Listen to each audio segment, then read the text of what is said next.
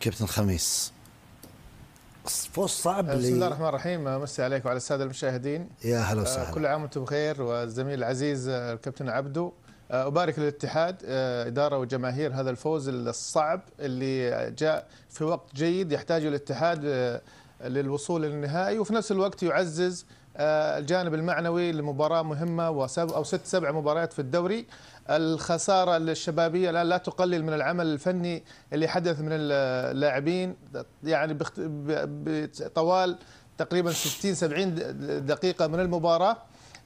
لكن اللي حذرنا منه أنا والزميل العبدو تغييرات العامل، تغييرات في رمضان، وأيضا اللي ما بعد المباراة أو ما بعد رمضان والتحضيرات لهذه المباراة. تكلمنا بشكل واضح وظهر جليا اليوم في مباراة اليوم. شفنا الاتحاد لعب فقط 40 دقيقة في الشوط الأول، بعدها استطاع الشباب إلى الدقيقة 90 السيطرة على المباراة بسبب العامل اللياقي اللي كان مؤثر تماما على الاتحاد. أكبر ما يواجه الاتحاد من صعوبات في مباراة اليوم وفي المباريات الأخيرة العامل اللياقي البدني، اللي واضح أنه عندهم رصيد محدد لا يستطيعون يبذلون أكبر منه. والدليل أنه عبد الرحمن العبود لما يعني جرى أكثر من 4-5 سبرنتات ورا بعض ما استطاع أنه يكمل المباراة.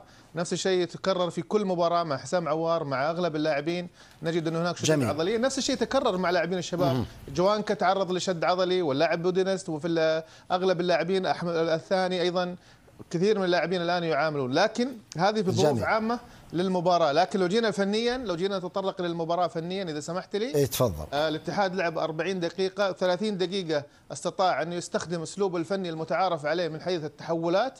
ساهم فيها حقيقة الرصيد اللياقي عند اللاعبين، ساهم فيها طريقة اللعب اللي استخدمها فاتح تريم، واعتماده على لاعبين فقط في محور وسط الدفاع وسط الملعب لا يجدون الدور الدفاعي. لاعب الاتحاد استطاع الثلاثي وبنزيما كمحطة أن يمسك الكرة، واعتماد على لاعبين أطراف رائعين جدا وسريعين استطاعوا الاستفادة من هذا. 30 دقيقة حقق الاتحاد فيها أكثر من 4-5 فرص، بعدها تراجع بشكل كبير جدا. تدخلات فاتح تريم بالضبط، وساهم فيها أيضا التغييرات اللي عملها فاتح تريم إلى عودة المباراة إلى التوازن، بل إلى سيطرة شبابية إلى الدقيقة تقريبا 80 بدخول صالح الشهري وعمل التضحية اللي عملها المدرب وعودة اللعب إلى 4-4-2. بعد الاتحاد استطاع أن يستفيد من كرتين ثابتة وعودة للمباراة وفرحة جماهيره. واللي عمل اليوم يعني عمل فني جيد يحسب. تغييرات من خلال التغييرات للمدرب لوران بلان، وايضا للعمل الجمهوري. شفنا الدقيقه 70 تقريبا الاتحاد خسران ومهزوم، والجمهور يطالب بلعب الاتحاد، وهذه روح الاتحاد، وهذه ميزه انك تلعب في جده. بسم الله الرحمن الرحيم. مشاهدينا ومتابعينا الكرام في كل مكان اينما كنتم، السلام عليكم ورحمه الله وبركاته. تغطيه اخباريه جديده لاهم واخر اخبار نادي الهلال السعودي.